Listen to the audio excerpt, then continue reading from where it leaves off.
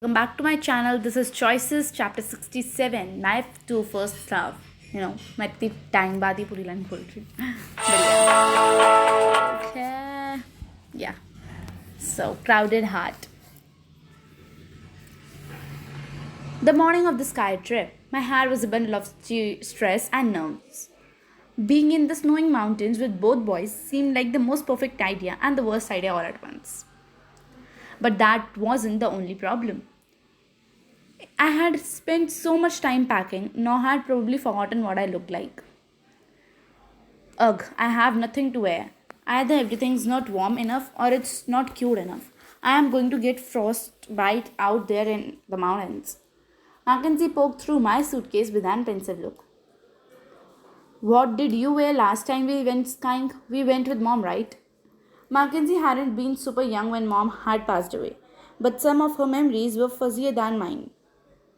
Yeah, we did. You kept trying to convince us to try the Black Diamond Slope, remember?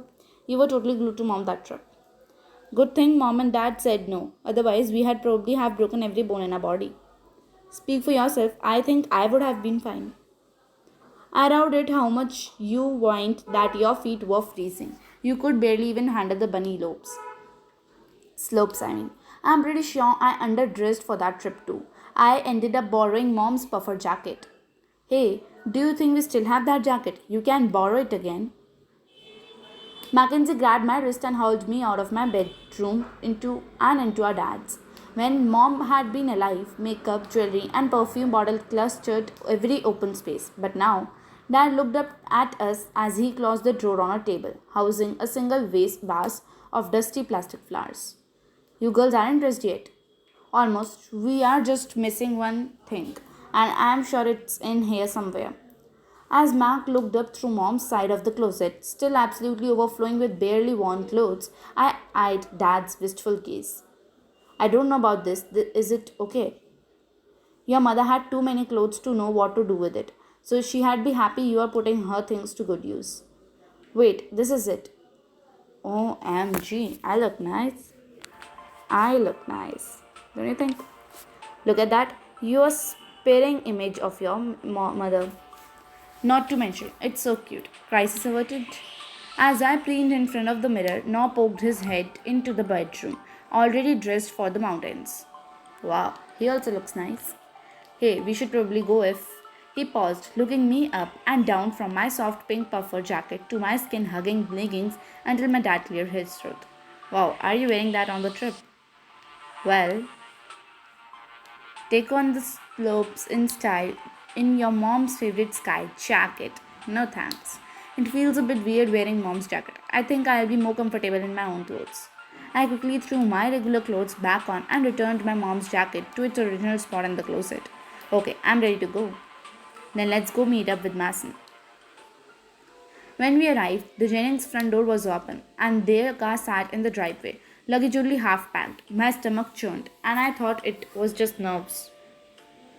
But when no one greeted us in the living room, it became obvious something was off. Hello, Mason, anybody? We are ready to drive to the cabin. Believe this, even doing here. Sounds like someone's in the kitchen. We followed the voices and they grew stronger with every step. Your dad told my mom you had invited me. He said you wanted to try to be friends again after everything that happened. I mean, I do, but I never told him that. I'm sorry, but I think we both got played. Until we arrived in the kitchen to find Mason and Ava staring at each other in shock. The last time I had seen Ava had been an adrenaline rush. Elijah had just stolen the fundraiser money. Mr. Kane had saved the art program, and I had been invited to apply to art school. But when I saw her standing there, my head was clear. My heart was full, and my stomach flooded with butterflies, all flopping their wings at gale force speeds. Awa, I didn't know you were coming. Surprise, I guess. She gave me a hug, her fingers grazing my waist, and Mason cleared his throat before fixing us all with a smile.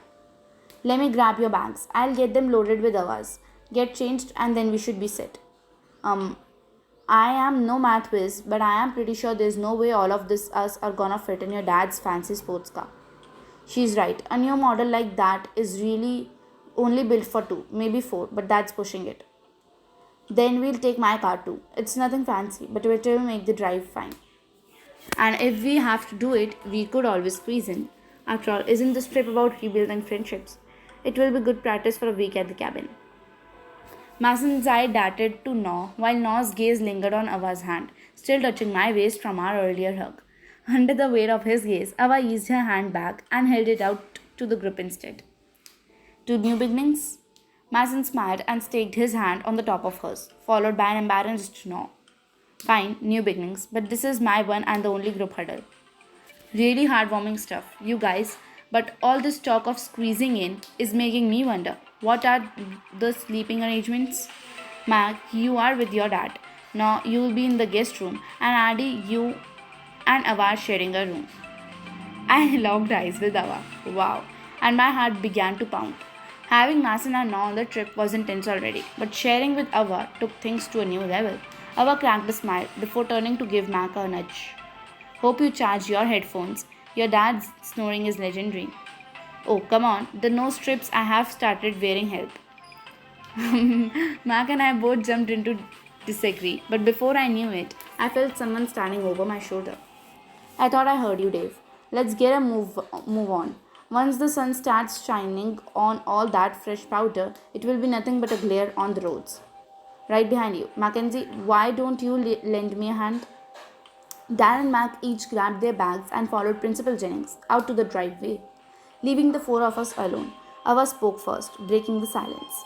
Mason, I know things with us have been weird, but I really do care about our friendship. I want things to go back to normal. I do too. I just wish it was under less weird circumstances. Seems like this is your dad's way of getting back at you for inviting me.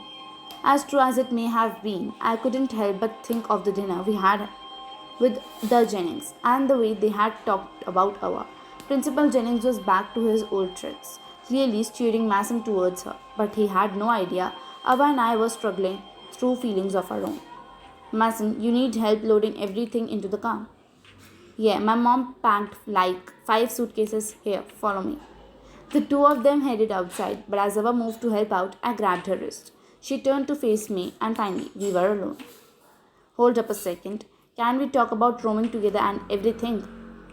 That depends. What's everything? You know, the Byler situation, things between us. All that's behind us now, Addy. But was it? Had I really just imagined the smiles, the longing looks, the lingering grazes, the way her face fell when I had traded her glances with Noah at Wonderland? Right, we agreed to move on, so I guess that's where we'll do. I am gonna call Bai and tell her what's up before I get changed. Meet you at the car? Yeah, okay, see you then. I headed back to the living room, but I tensed when I saw Principal Jennings standing in Noah's face. It's no secret I didn't want you on this trip, but if you so much on as touch one thing. Careful, Jennings. I'm going alone for the fancy food and the mountain air, but I can get real chatty on road trips. Jennings stared to respond, then stopped short as he caught sight of me walking up. He straightened, and for a moment I thought he had said something, but instead he stormed past, his eyes drilling into me. Nor breathed a sigh, and as I reached out to touch his shoulder, I felt his entire body tremble, either in fear, anger, or both. What was that? Nothing, everything's fine. But if that was really the case, why did I feel like I had walked in on something big? And how were we going to get through the whole trip with the thing like that hanging out over us, over our heads, or what? But this was chapter 16, 7 for you all. And like some chapters are really boring in this. This was one of it. Very boring. But again, so I don't wish like reading any more ahead, but of course I have to, and this that will be chapter 68. I'm going to read that also soon. So bye bye till then. Thank you for watching this till end.